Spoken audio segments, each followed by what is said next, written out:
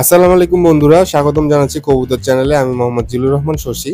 আজকে আমরা কথা বলবো কবুতরের প্রজনন নিয়ে, মানে কিভাবে আপনারা একটা কবুতর যে জোড়া করবেন, এই জোড়াটা কি দেখে সিলেক্ট করবেন, কবুতরগুলোর ডিম পারবে, যে ডিম পাড়ার আগে আপনারা কি ধরনের খাবার দাবার দিবেন, এবং কবুতরগুলো জোড়া করার পরে ডিম পাড়ার পরে তার পরিচর্যার জন্য কি বিষয় আসে থাকতেছে, অথবা বাচ্চাগুলো ফুটে আসার পরে বাচ্চাগুলোর জন্য স্পেশাল কি কেয়ার নেওয়া যেতে পারে যাতে বাচ্চাগুলো সুস্থ স্বাভাবিকভাবে বড় হয়ে ওঠে।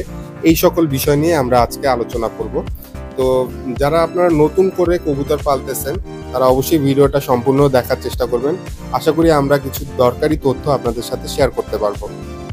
তো আসেন আমরা প্রথম যে বিষয়টা, সেই বিষয়টাতে আসি।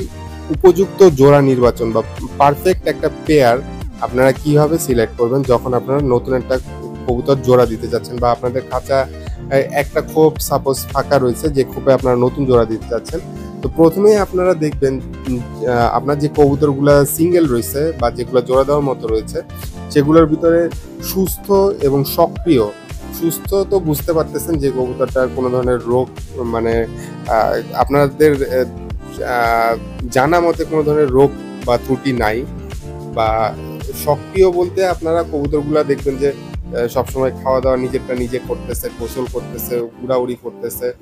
সে অন্যান্য নর হলে মাদি কবুতরের কাছাকাছি গেলে ডাকাডাকির চেষ্টা করতেছে, মাদি হলে নরের কাছাকাছি যাওয়ার চেষ্টা করতেছে, অথবা ফ্লাইয়ে আছে। মানে সুস্থ এবং স্বাভাবিক কবুতর আপনার প্রথমে সিলেক্ট করতে হবে। যেই কবুতরগুলো আপনার সুস্থ আছে, স্বাভাবিক আছে এবং সক্রিয় আছে, এই কবুতরগুলোকে আপনি প্রথমে আলাদা করবেন।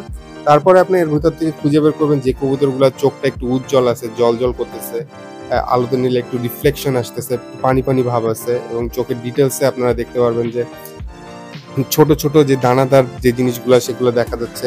এবং হেলথ সার্কেল বলে একদম চোখের মনির থেকে সব থেকে দূরের যে সার্কেলটা, মানে আর কি চোখের সারাউন্ডিং এর একদম লাস্টের দিকে যে হালকা কালো রঙের বা একটু গাঢ় রঙের যে ইয়াটা থাকে, একটু মানে কালো, হালকা কালো আর কি, বা খয়েরি, খুব হালকা খয়েরি এরকম, বা কিছু কিছু ক্ষেত্রে লাল, খুব হালকা এরকম, লাল না মানে কালোর মধ্যে হালকা থাকে আর কি, ডার্কিশ কালার থাকে একদম লাস্ট যে সার্কেলটা, ওটাকে বলা হেলথ সার্কেল।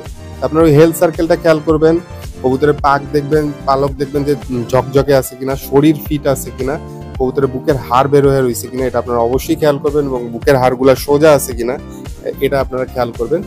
এরপর দেখে আপনারা খেয়াল করবেন যে এই যে কবুতরগুলো আপনারা সিলেক্ট করছেন পেয়ার করতে, তাদের মধ্যে একটা আরেকটার আত্মীয় কিনা বা খুব ক্লোজ রিলেটেড কিনা। মানে দেখা গেল যে একটা আরেকটার ছেলে মেয়ে হইলে তখন বিপদ, একটা যদি আরেকটার ভাই বোন হয় তাহলে বিপদ। দেখবেন একটু দূরের রিলেশন যদি থাকে তাহলে সমস্যা হয় না, কারণ অনেকে একই টাইপের ব্লাড রাখতে চান। তো সেই ক্ষেত্রে দেখা যায় যে যদি নিতান্তই ভাই বোন পেয়ার দিতে হয় তাহলে একই লটের বা একসাথে যে দুইটা বাচ্চা হয়েছে ওই দুটাকে পেয়ার না করে দেখা গেল ওই দুটাকে শাফল করে দুইটা ডিফারেন্ট পেয়ার বানাইলেন, যে অন্য একটা পেয়ারের নর দিলেন আর ওই পেয়ারের হলো গিয়ে মাদি দিলেন। এরকমের করে বাচ্চাগুলো একটু শাফল করে নেবেন যাতে ইনব্রিডিং না হয়ে যায়, একদম নিকট আত্মীয় না হয়। আর খেয়াল করবেন যে আগে সফলভাবে ব্রিড করছে এরকমের পেয়ার যদি আপনার থাইকা থাকে, সেগুলো ব্রিড করতে পারলে আপনার জন্য ভালো হবে বা সহজ হবে।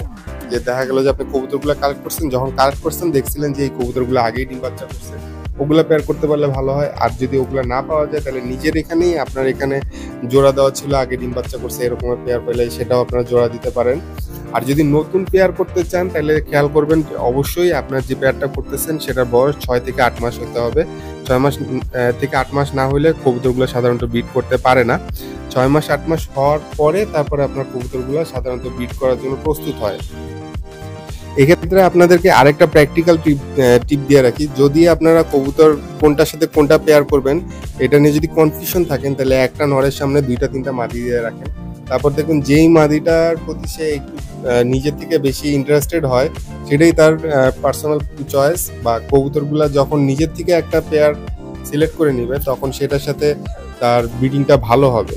তো সেই ক্ষেত্রে আপনারা চেষ্টা করবেন যে আপনার কাছে যদি একই সাথে অনেকগুলো পিট নর থাকে বা অনেকগুলো পিট মাদি থাকে, তাহলে আপনি ওগুলোর মধ্যে কিছু কবুতর একসাথে রাখবেন। আবার 3টা নট দিয়ে বা 4টা নট দিয়ে একটা সিঙ্গেল মাদি দিয়ে দেন না, তাহলে মারামারি করবে।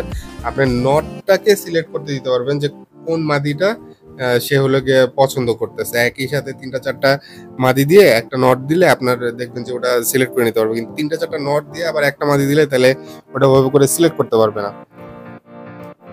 যাই হোক, আপনারা জোড়া যখন নির্বাচন করে ফেলছেন বা জোড়া সিলেক্ট করে ফেলার পরে তাদেরকে আলাদা করে একটা খাঁচায় রাখুন এবং ওদের অ্যাক্টিভিটিটা আপনারা একটু খেয়াল করেন যে ওরা নর কবুতরটা মাদি কবুতরটার সাথে ডাকাডাকি করতেছে না, মাদি কবুতরটা পালক গুছায় বা মাদি কবুতরটা প্রজননের জন্য চেষ্টা করতেছে কিনা, মাদি কবুতরটা নরটাকে অ্যাকসেপ্ট করতেছে কিনা, এটা একটু খেয়াল করেন।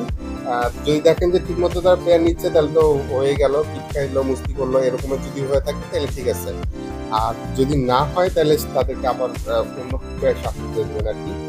আর যদি আপনারা দেখেন যে পেয়ারটা সুন্দর মতো সেট হয়েছে তাহলে সাধারণত 5 থেকে 7 দিনের মধ্যেই তারা ডিম দিবে, যদি এদেরকে আলাদা করে রাখা হয় এবং সুন্দর করে জোড়া সেট হয়। মেটিং এর 5 থেকে 7 দিনের মধ্যেই ইনশাল্লাহ কবুতরগুলা ডিম দিয়ে থাকে। আর ডিম ফোটার পরে ডিমের এবং বাচ্চার কিছু আলাদা যত্ন আছে, যেমন মনে করেন ডিম পাড়ার আগে আপনারা যদি পারেন কবুতরগুলোর একটু গ্রিড দিবেন, একটু ক্যালসিয়াম দিবেন, একটু ইক্যাপ দিবেন।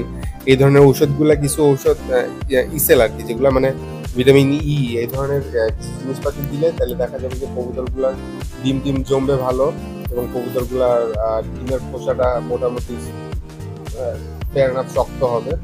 গ্রিট দিলে ওই গ্রিটের যে শক্ত অংশটা ওটা ডিমের খোসা তৈরি করতে অনেক সময় সাহায্য করে এবং ওগুলোকে এই ডিম পাড়ার সময় ক্যালসিয়ামের একটা ঘাটতি হয়, ঘাটতিটাও অনেকটা কাভার করে অনেক সময়। এই গ্রিটে যদি পর্যাপ্ত পরিমাণের মিনারেলস থাকে তাহলে সেটা ওই মানে কি বলবো যে গ্যাপটা অনেক সময় ফিল আপ করে।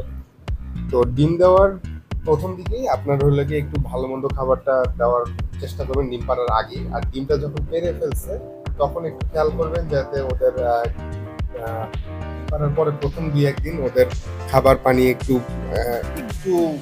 এক্সট্রা দিবেন, যাতে হলে কি ওর যে গ্যাপটা হয়েছে ডিম পাড়তে যে কষ্টটা হয়েছে ওইটা যাতে কাভার আপ হয়ে যায়।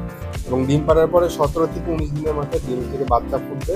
বাচ্চা ফুটার এই সময়টা মধ্যবর্তী সময়টাতে খেয়াল রাখবেন বৃষ্টির পানি যাতে না পড়ে, ডিরেক্ট রোদ যাতে না পড়ে এবং ওরা যাতে একটু পরিষ্কার পরিচ্ছন্ন অবস্থায় থাকতে পারে এবং কমফোর্টেবলি যাতে থাকতে পারে। খুব বেশি সাউন্ড বা খুব বেশি ভয়ের ধাবর টাবর বা অন্য বন্য পশু পাখি যাতে ওখানে না আসে এরকমের খেয়াল রাখবেন। খাবার পানি দিয়ে দেখবেন, তাইলে ইনশাল্লাহ হবে। 17 থেকে 19 দিনে টেক করবেন। 17 থেকে 19 দিন হওয়ার পরে কবুতরের ডিম থেকে বাচ্চা ফুটবে।